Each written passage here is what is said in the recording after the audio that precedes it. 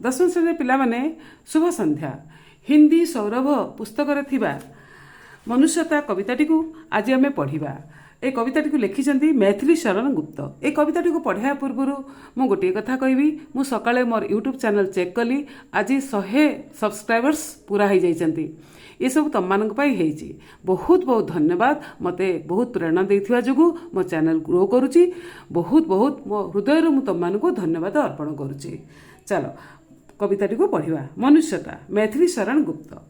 मैथिली मु कविताटी को पढ़ा पूर्व कवि परिचय दे दूची। मैथिली शरण गुप्त का जन्म चिरगांव झांसी में सन 1886 में हुआ था। मैथिली शरण गुप्त जन्म झांसी चिरगांव रे 1886 मसीह होता। उनकी पढ़ाई घर पर ही हुई थी। से घरे पढ़ुले, फॉर्मल एजुकेशन व स्कूल जाऊ नथिले। उन्होंने हिंदी के अलावा संस्कृत, बंगला, मराठी और अंग्रेजी में भी अच्छा ज्ञान प्राप्त किया। से हिंदी को छाड़देले, संस्कृत, बंगला, मराठी एवं इंग्लिश से गभीर ज्ञान प्राप्त करथिले। बचपन से ही वे कविता लिखने लगे थे। पिला दिन से कौन करथिले ना कविता लिखुथिले। अपने जीवन काल में ही वे राष्ट्र कवि के नाम से प्रसिद्ध हुए। तांकु राष्ट्र कवि रो उपाधि दिया जाइथिला। गुप्ता जी का परिवार राम भक्त था। गुप्ता जी का परिवार रामचंद्र का बड़ भक्त थे। उन्होंने भारतीय जीवन के आदर्श, इतिहास और संस्कृति को अपने काव्य का आदर्श बनाया। से भारतीय जीवन भारतीय मानकर आदर्श, इतिहास और संस्कृति को कौन करथिले निज काव्य मानकरे स्थान देइथिले। तो निज काव्य को आदर्श बनैथिले। जेमिति से काव्य मानकर प्रत्येक भारतीय मानकर जो आदर्श अच्छी, संस्कृति अच्छी, परंपरा अच्छी, ताकू केमिति सामिल करिवे निज काव्य कविता माध्यम रे से तत्पर रहिथिले सर्वदा। स्नेह प्रेम दया उदारता आदि मानवीय भावों को भी साहित्य के माध्यम से उजागर किया। से कौन करथिले स्नेह प्रेम दया उदारता को मानवीय जो उदारता भाव सबू, स्नेह प्रेम भल पाइबा, दया अन्य प्रति दया प्रदर्शन करबा, उदार भाव करिया, कहा प्रति कठोर न होबा, मानवीय जो भावनाएं बा मानवीय चिंताधारा, यही गुड़ी को कौन करते साहित्य के माध्यम से उजागर किया। साहित्य माध्यम समाज रे उपस्थापन करते। कवितार भावार्थ देखो। इस कविता में मनुष्य को महान बनने की प्रेरणा दी गई है। कवि कहते कि जिसमें इस धरा पर जन्म लिया है एक ना एक दिन अवश्य मरेगा। कवि कहते जी इस धरा पृष्ठ जन्म ही से दिन ना दिन मरिबो। इसलिए हमें कभी मृत्यु से नहीं डरना चाहिए। हमें केबे भी मृत्यु को डरिबानी। हम ऐसे मरे कि मरने के बाद भी अमर हो जाए। आम एमती काम करवा, मरिया पर भी लोक आमको मन पकड़े। यदि हम जीवन भर सत्कर्म नहीं करेंगे तो हमें अच्छी मृत्यु नहीं मिलेगी। यदि सत्कर्म भल काम न करवा आमको भल मृत्युटे मिलबनी। अर्थात मरने के बाद कोई याद नहीं करेगा। अर्थात मृत्यु पर कहीं मन पकेबनी। जो व्यक्ति दूसरों के काम आता है वह कभी मरता नहीं है। जी अन्य मानकर काम रे आसे से केबे मरे नहीं, क्योंकि वह कभी भी अपने लिए नहीं जीता। कारण से निज पाई केबे भी जीनी बंचीनी। पशु जिस प्रकार अपने आप मरते उसी तरह प्रवृत्ति मनुष्य में भी कई बार दिखाई देती है, जो ठीक नहीं है। पशु निजे खाइले पीले निजे मले। मनुष्य यदि निजे खाଇବା पिया निजे काम करिया मरजिबा ताले पशु और मनुष्य में फरक कौन। मनुष्य को तो मनुष्य ही मदद करने में प्राण दे देना चाहिए। अन्य मन को साहाय्य कर आम जीवन को भी दान कर देवा उचित। संपत्ति के लोभ में पकड़कर हमें गर्व से नहीं इठलाना चाहिए। यदि मोर बहुत धन संपत्ति अच्छी आमको अहंकार करना उचित नुहे। कुछ अपने मित्र और परिवार आदि लोगों को देखकर भी अपने को बलवान नहीं मानना चाहिए। गोटे गोटे लोग कहते मो भाई मंत्री अच्छी, मोर अमुक अच्छी, धमक अच्छी, कही बड़ बड़ कथा कहते नहीं। केबे अहंकार करना उचित नुह, बड़ बड़ कथा कहना उचित नुह। हम संसार में कोई भी अनाथ या गरीब नहीं होता। ये संसार में कहीं अनाथ नुहति, कहीं गरीब नुहति।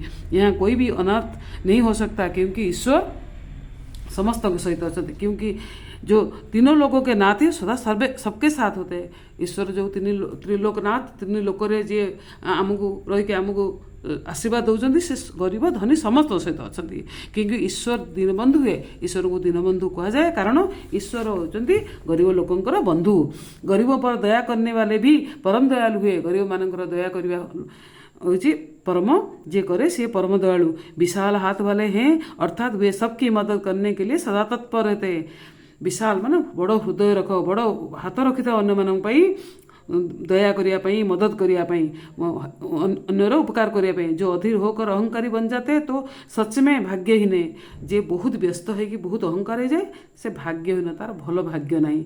मनुष्य तो वही है जो मनुष्य की सेवा करे। मनुष्य जीए से मनुष्य मानकर सेवा करे और उसके लिए मरे, अन्य मान पाई जी मरे। मनुष्य के लिए प्रत्येक बंधु परम मित्र है। मनुष्य पाई प्रत्येक बंधु होची परम मित्र। इसे हमें समझना होगा। यही मेरा विवेक है, ये मोर विवेक।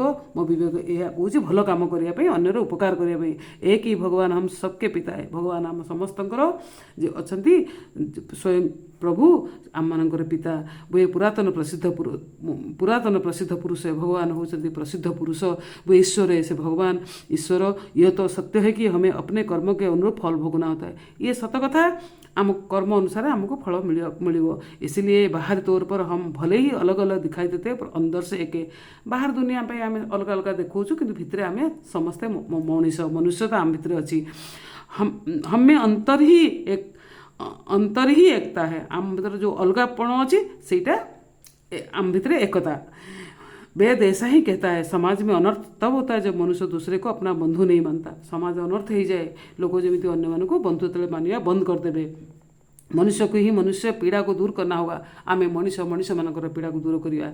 इसलिए सही मायने में मनुष्य है जो मनुष्य के लिए मरता है। प्रकृत रूप में जे मनुष्य पाई कौन करे, जे बंची थाए से मनुष्य पाई भी मरे। प्रकृत में मनुष्य अन्य मानक पाई जीए और मरे। मनुष्यता विचार लो कि मृत्यु हो ना मृत्यु से डरो कभी। चिंता करो जन्म यही महीमंडल में दिन ना दिन मृत्यु अवसंभावी। मरो परंतु यो करो जो याद करे सभी। एमिति मरो जेमिति समस्ते मने पकईबे। अमर होइके रहिबो। हुईना यूँ सुमृत्यु तो वृथा मरे वृथा जीए। जदि सुमृत्यु नहला भल मृत्युटे नहला ताले जीवा बंचिबा मरिबा वृथा हो। मरा नहीं वही जो जिया न आपके लिए निज पाई जीए बंचिनी से निज पाई भी मरिनी। एटी कहबार अर्थ होची निज पाई कहबार अर्थ होची आपके लिए। एटी आपके लिए माने अन्य मानक पाई। एटी निज पाई बंचिकी अन्य मानक कौन करिवो ना प्रेरणा दबो, अन्य मानक साहाय्य करिवो, अन्य मानक उत्साहित करिवो, अन्य मानक खुशी रखिवो। वही पशु प्रवृत्ति है जो आप ही चरे। पशुटी कौन करे निजे निजे चोरू थाए। वही मनुष्य है कि जो मनुष्य के लिए मरे। मनुष्य अन्य मानक पाई कौन करे ना मरी थाए, अन्य मान पाई जी थाए, अन्य मान पाई मृत्युवरण करथाए। ताले आमर तो पशु जदि आमे स्वार्थी हो जावा, निज स्वार्थ रहा, ताले आम पशु सहित सामान ना। पशु खाइला पिला मन आम भी निजे पाई खाया पिया मरिया ना। आम अन्य मानकर सेवा करवा। रहो ना भूल के कभी मंद तुच्छ वित्त से अंध हो जाओनी, मंद बुद्धि आणनी। जदि टंका पैसा धन रत्न अच्छी ताहले तमे अहंकार करनी। सनात जान आपको करो ना गर्व चित्त में। आखपाखर लोक अच्छा तुम बंधुबांधव बहुत बड़ बड़ अच्छा से मनरे कौन गर्व आणनी। अनाथ कौन है यहाँ त्रिलोकनाथ साथ। एटी अनाथ कहीं ना भगवान आम साथी अच्छा। दयालु दीनबंधु के बड़े विशाल हाथे। दयालु भगवान दीनबंधु को हाथ हूँ बहुत बड़। अतिव भाग्यहीन है अधीर भाव जो करे। जे भाग्यहीन अधीर होइकी कौन करे व्यस्त होइकी वही मनुष्य है जो मनुष्य के लिए मरे। वही व्यस्त होइकी कौन करे से स्वार्थी हो जाए। आमे मनुष्य अन्य पाई बंचिबा। मनुष्य मात्र बंधु है यह बड़ा विवेक है। मनुष्य समस्त मनुष्य बंधु निज निज भितर बंधुत्व स्थापन करवा यही बहुत बड़ विवेक। पुराण पुरुष स्वयं पिता प्रसिद्ध है के। पुराण पुरुष जे पुरातन पुरुष भगवान पूरा बहुत बड़ कहुई से सबुठ प्रसिद्ध। आम ही मानिकी आम कौन कर निज भितर मनुष्यता को उजागर करवा। फलानुसार कर्म के अवश्य ब्राह्म्य भेदे।